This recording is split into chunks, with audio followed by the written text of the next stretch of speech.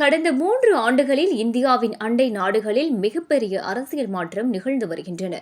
இலங்கை பொருளாதார வீழ்ச்சி, பாகிஸ்தானில் இம்ரான்கான் பதவி நீக்கம், வங்கதேசத்தில் மாணவர் போராட்டம் என அரசியல் குழப்பங்கள் நிகழ்ந்து வருகின்றன. மிகப்பெரிய போராட்டங்களால் அரசாங்கங்கள் கவிழ்ந்துள்ளன.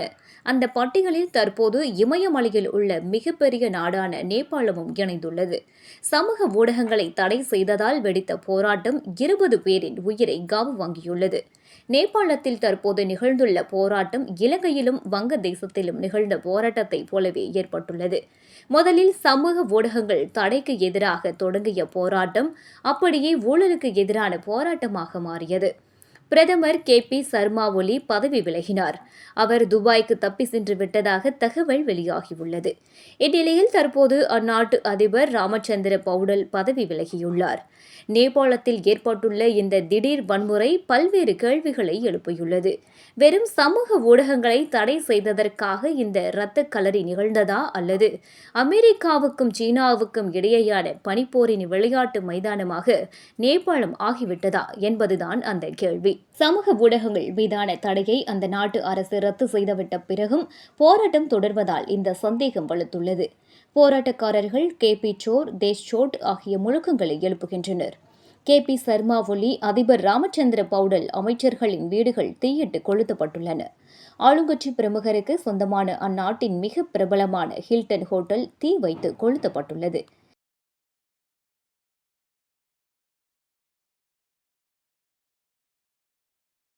(2022) இலங்கையிலும் 2024 வங்கதேசத்திலும் இதே மாதிரியான முறையில்தான் போராட்டங்கள் நடைபெற்றன. முதலில் சிறிய விவகாரங்களை மையமாக வைத்து போராட்டத்தை தொடங்கிய போராட்டக்காரர்கள் பின்னர் உடனடியாக அதனை ஊழலுக்கு எதிரான போராட்டமாக மாற்றினர். நேபாளத்தைப் போலவே எந்த நாடுகளும் இதனை இளைஞர்கள் போராட்டமாக அறிவித்து ஆளுங்கட்சியினரின் வீடுகளை சூறையாடினர். வீடுகளை கொள்ளையடித்தவுடன் அங்கிருந்த பொருட்களை உடைத்தனர். படுக்கை அறைகளில் ஓய்வெடுப்பது, நீச்சல் குளங்களில் குளிப்பது போன்ற காட்சிகள் வெளியே வந்தன. இன்று நேபாளத்திலும் இதே காட்சிகள்தான் நடந்து கொண்டிருக்கிறது. வங்கதேச பிரதமர் ஷேக் ஹசீனா இந்தியாவிற்கு தப்பி வந்தார். இலங்கை அதிபர் ராஜபக்சே மாலத்தீவுக்கு ஓடினார். ஆனால் வெறும் தூண்டுதல்கள் மட்டுமே இந்த போராட்டங்களை நடத்தியது என்றால் அரசியல் விமர்சகர்கள் இதனை மறுக்கின்றனர். இவ்வளவு பெரிய போராட்டத்திற்கு பின்புலத்தில் முக்கியமான பிரச்சினைகள் மறைந்திருப்பதாக கருதுகின்றனர். உதாரணமாக, நேபாளத்தில் பிரச்சினை பல மாதங்களாகவே உள்ளது. 2008ஆம் ஆண்டு நேபாளம் குடியரசு நாடாக மாறியது. அப்போது முதல் சீன ஆதரவாளரான KP ஒலி, மாவோயிஸ்ட் ஆதரவாளரான புஷ்பகமல் தஹல் பிரசண்டா மற்றும் 5 முறை பிரதமராக இருந்த சேர் பகதூர் டியூபா ஆகிய மூவருமே மாறி மாறி பிரதமராக இருந்துள்ளனர். இவர்கள் 3 பேர் மீதும் ஊழல் குற்றச்சாட்டுகள் உள்ளன. இவர்களின் ஊழலால் நேபாள இளைஞர்கள் கோபத்தில் இருந்தனர். பொருளாதார வீழ்ச்சி, வேலையில்லா பிரச்சினை இவை இரண்டுமே இந்த கோபத்திற்கு தூபம் போட்டன. அது மட்டுமல்லாமல் சமூக ஊடகங்களில் ஆட்சியாளர்களுக்கு எதிராக நடந்த பிரச்சாரங்கள் மிக வலுவடைந்தன.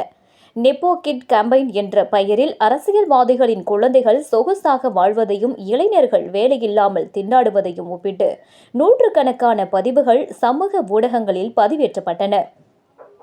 அந்த சமயத்தில் சமூக ஊடகங்கள் தடை செய்யப்பட்டது ஆத்திரத்தை வரவழைத்தது.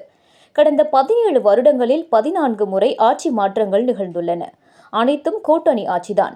இதனால் விரக்தி அடைந்து இளைஞர்கள் இந்த ஆண்டின் தொடக்கத்தில் மீண்டும் மன்னராட்சியை கொண்டுவர கூறி போராட்டத்தில் ஈடுபட்டது குறிப்பிடத்தக்கது. நேபாளத்தில் மதச்சார்பற்ற ஆட்சி என்பது தோற்றுவிட்டதாக அப்போதே இளைஞர்கள் கூறினர். KP சர்மா ஒலி அதன் பாரம்பரிய நட்பு நாடான இந்தியாவை புறக்கணித்துவிட்டு சீனாவுடன் நெருங்கிய நட்பு பாராட்டி வந்தார். வழக்கமாக நேபாள பிரதமர்கள் பதவியேற்ற பிறகு இந்தியாவிற்கு வருகை தருவது வழக்கமாக வைத்திருந்தனர். ஆனால் இந்த நடைமுறையை மாற்றிய சர்மா சீனாவுக்கு சென்றார். சீனாவின் பெல்ட் அண்ட் ரோடு திட்டத்தில் ஜி ஜின்பிங்குடன் கையெழுத்திட்டார். இதன் மூலம் கடனில் தவித்த நேபாளத்திற்கு 41 மில்லியன் அமெரிக்க டாலர் நிதி உதவியாக கிடைத்தது. இந்த நிலையில் நேபாளத்தில் சீனாவின் ஆதிக்கத்தை விரும்பாத அமெரிக்கா தன் பங்குக்கு நேபாளத்துக்கு நிதி உதவி அளித்தது.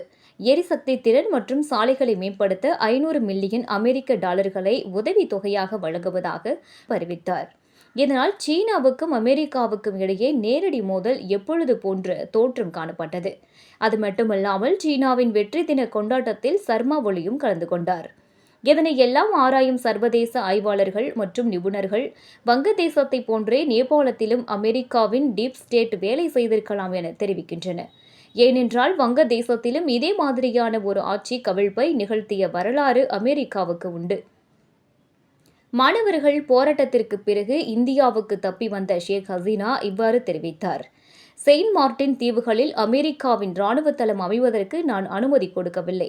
சீனாவின் ஆதிக்கத்திற்கு முற்றுப்புள்ளி வைக்க இந்த ராணுவ தளத்தை அமைக்க அமெரிக்கா விரும்பியது. நான் அதற்கு அனுமதி தராததால் என்னுடைய ஆட்சி கவிழ்க்கப்பட்டது என கூறினார். இதனால் நேபாளமும் வங்கதேசத்தை போன்று அமெரிக்காவின் அரசியல் சூழ்ச்சியால் வீழ்த்தப்பட்டிருக்கலாம் என்ற கருத்தும் உள்ளது. இந்த நிலையில் பாகிஸ்தானில், இலங்கையில், வங்கதேசத்தில் நிகழ்ந்தது போல் இந்தியாவில் எப்பொழுது நிகழும்? மாணவர்கள் எப்போது தைரியம் பெற்று போராட்டத்தில் இறங்குவார்கள்? இந்தியாவில் பிரதமர் மோடியின் ஆட்சி எப்போது கவிழும் என காங்கிரஸ் கட்சியின் ஆதரவாளர்கள் கேள்விகளை எழுப்புகின்றனர். சிலர் நிச்சயமாக கவிழும் என மனப்பால் குடித்துக் கொண்டிருக்கின்றனர். இதற்கு சமூக ஊடகங்களில் ஏற்கனவே ஒரு பதில் அளிக்கப்பட்டிருக்கிறது. இந்தியாவில் ஏற்கனவே அப்படி ஒரு ஆட்சி மாற்றம் நிகழ்ந்துவிட்டது.